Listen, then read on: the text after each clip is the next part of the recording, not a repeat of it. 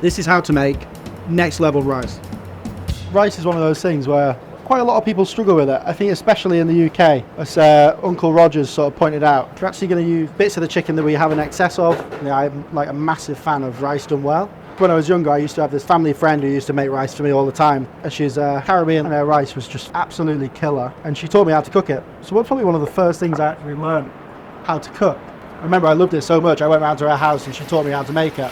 Get a really nice caramelization and roasting on it. Base of this is just a little bit of bacon fat. You can use a neutral oil. Chicken fat's really good because it's got quite a high burning point. So we don't want like a perfect cuisson, we want it to be actually like caramelized, like Maillard reaction, like completely browned all the way over, and that's going to give a real flavor to the rice as it cooks.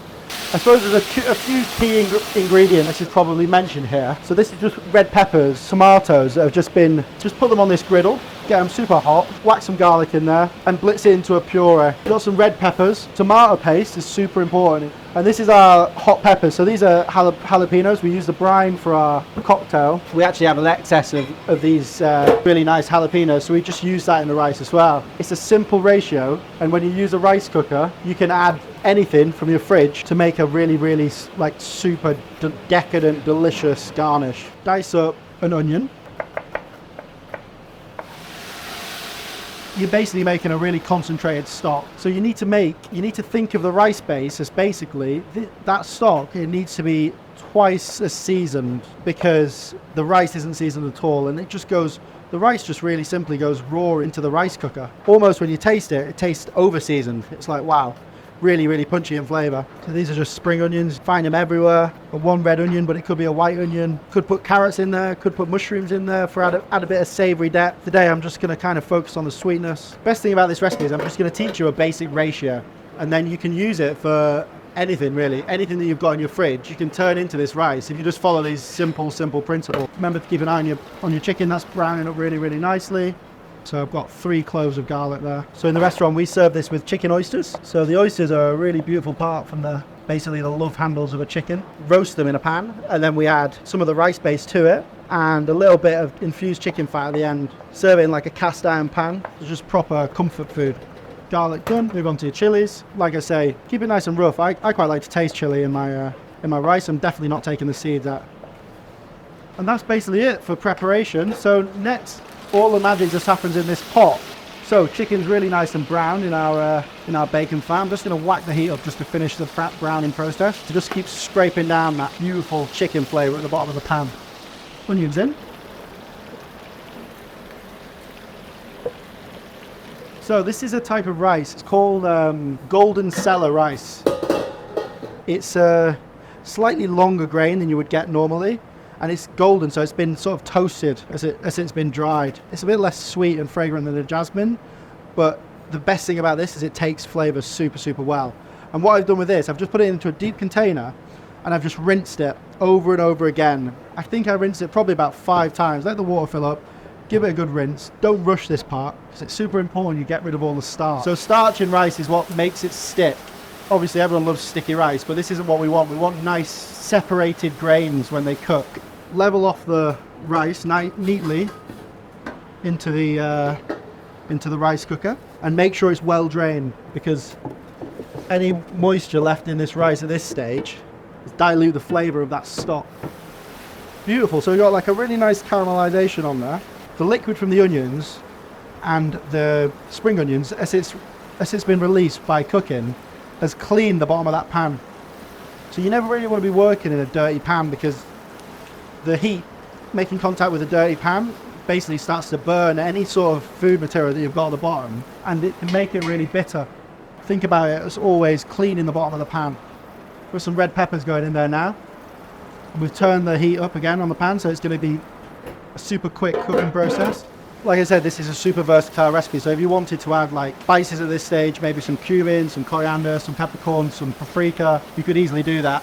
Garlic goes in, tomato puree. So this is going to add a real depth and a beautiful colour to the rice, but you have to cook it out in oil a little bit, just makes it a little bit sweeter as well. So you've got those red peppers in there that are sweet, onions that are sweet. Now we're going to add the rest of our puree in. So the red pepper and tomato, secret ingredient, sriracha, just adds a bit of sweetness to it. I found this chiffonaded cabbage up in the fridge, so add a few greens to it. 2 kilos of chicken stock. So if you want to make that at home, just use 2 liters of water and then 2 or 3 stock cubes. Just make it really nice and intense. And that is the exact weight of the rice. So that's the only thing that you really need to know.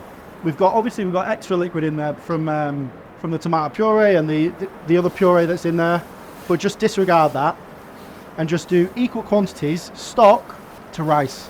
And then the most important thing is rinse the hell out of the rice. Just really, really roughly chopping these. Just adds a bit of acidity, which is sometimes often missing from rice. You know, it needs to be fully balanced, lots of umami, lots of acidity. Obviously notice what I've done is I've added all the jalapenos at the end. So once you add jalapenos, which have got that nice natural acidity, you don't really want to cook it out anymore.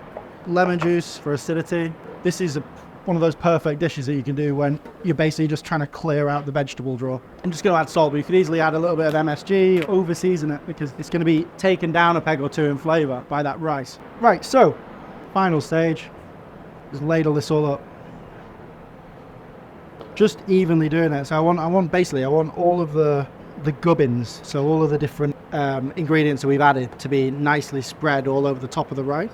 And it'll actually just make sure it cooks nice and evenly. And then at the end, we'll add any stock that's left over the top.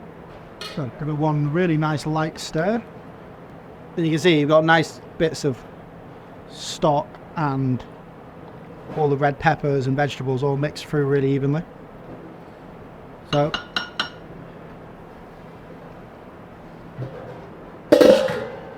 So, magic rice cooker.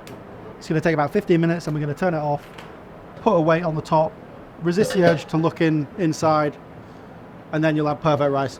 If you don't have a rice cooker, just get yourself a nice cast iron pot with a lid and leave it on quite a low heat with the lid on for about 15 minutes. So if you've got like a gas stove, just leave it on the absolute lowest setting and just sort of trust the process. Basically, as long as that ratio's right, the time difference won't make much of an impact. So it's always just going to be slowly absorbing. If you have it bubbling away, what you're going to do is the rice is going to cook unevenly, so the outside of the rice will cook, but then you'll still have that chalky bit in the middle. By the time we take this lid off, what you'll see is like it should look like a completely clean surface on the top.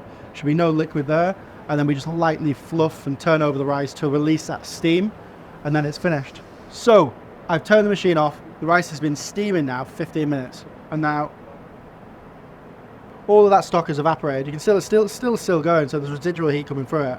And then you just lightly turn it up, push from the bottom. This is exactly the same as if you're doing a jollof rice, so this is same techers. And what you're doing there is just releasing all of that steam. You can see that the grains are really nicely separated. And then you want to mix all of those ingredients through that rice.